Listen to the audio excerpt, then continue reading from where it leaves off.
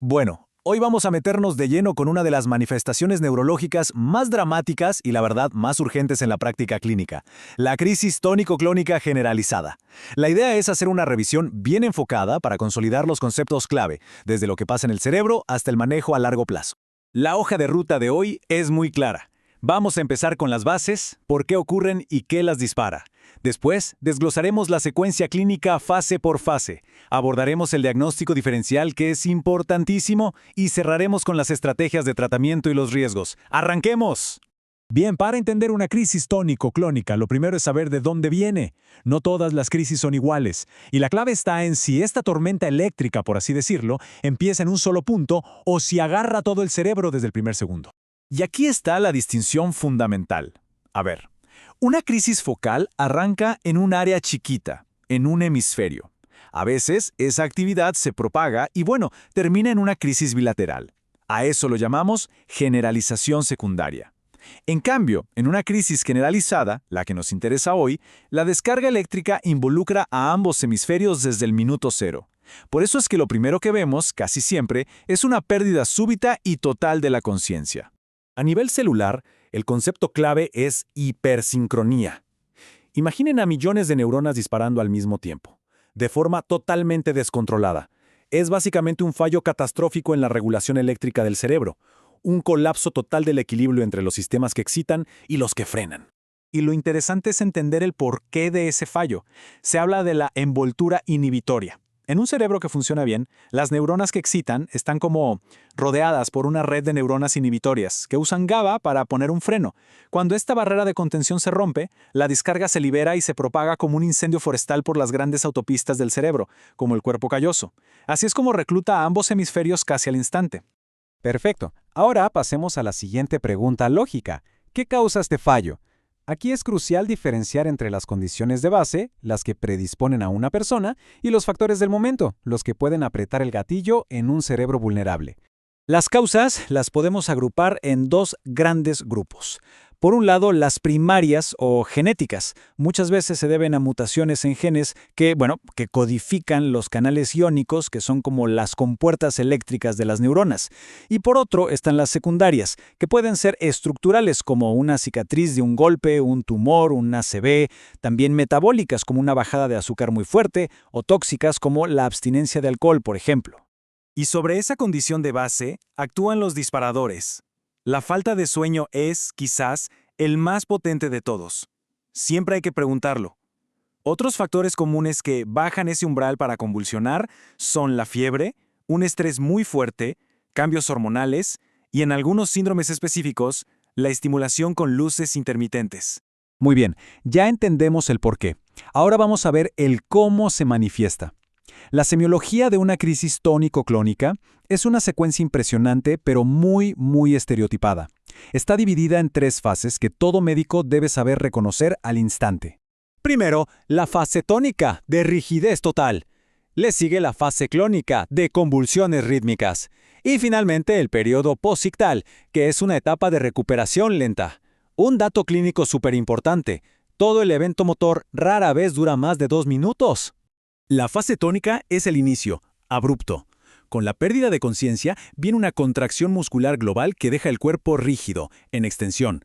El famoso grito epiléptico no es de dolor, es el resultado del aire que sale a la fuerza por una laringe que está en espasmo. La respiración se detiene, lo que causa apnea y cianosis. Y al mismo tiempo hay una tormenta autonómica. El corazón se acelera, sube la presión, las pupilas se dilatan. A esa rigidez tónica se le empiezan a sumar pequeños momentos de relajación, y esto es lo que da lugar a la fase clónica, que se caracteriza por esas sacudidas violentas y rítmicas de todo el cuerpo. Es muy común ver mucha salivación, que a veces se tiñe de sangre si hay mordedura de lengua, y frecuentemente ocurre la relajación de esfínteres. Y una vez que terminan las convulsiones, el paciente entra en la fase posictal. Al principio, hay un estado como de coma, con los músculos totalmente flácidos. La respiración se vuelve ruidosa, fuerte. La recuperación de la conciencia es lenta, pasa por un periodo de confusión profunda. El paciente no va a recordar nada de lo que pasó y se va a quejar de un dolor de cabeza terrible, dolores musculares y un cansancio extremo.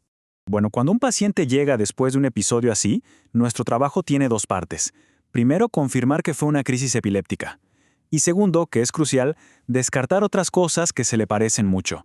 En la evaluación vamos buscando pistas. En el examen físico, por ejemplo, una mordedura en el borde lateral de la lengua es un signo muy sugestivo. En el laboratorio, la CPK se eleva por la contracción muscular y la prolactina, si la medimos entre 10 y 30 minutos después del evento, también suele subir.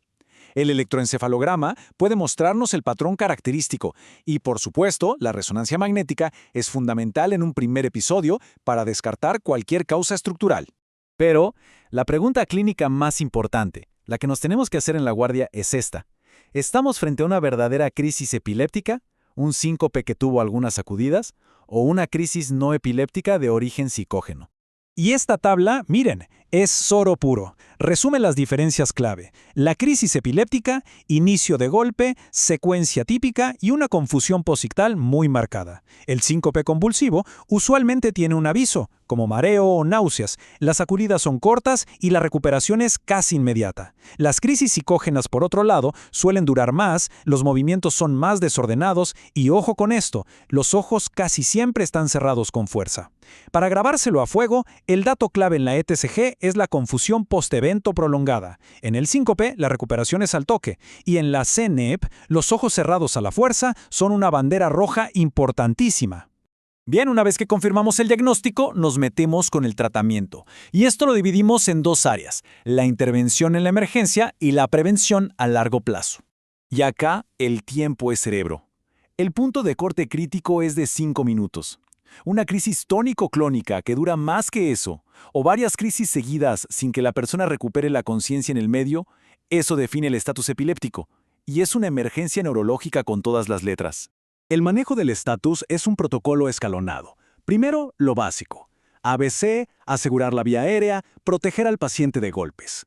Inmediatamente después, benzodiazepinas intravenosas para cortar la crisis. Y como su efecto no dura mucho, el tercer paso es, al mismo tiempo, cargar un fármaco antiepiléptico de acción prolongada para evitar que la crisis vuelva. Para la prevención a largo plazo, el objetivo es claro: mantener a la persona libre de crisis con los menores efectos adversos posibles.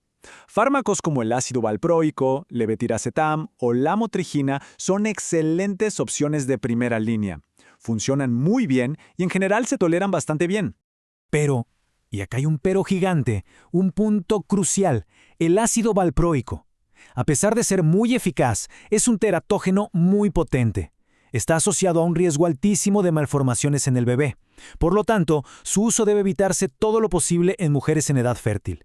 En esta población, lamotrigina o levetiracetam son alternativas muchísimo más seguras. Para ir terminando, es fundamental conocer y hablar de los riesgos más graves que tienen las crisis cuando no están controladas. Esto es clave para la adherencia al tratamiento y, por supuesto, para la seguridad de los pacientes. Uno de estos riesgos es el SUDEP, o muerte súbita inesperada en epilepsia.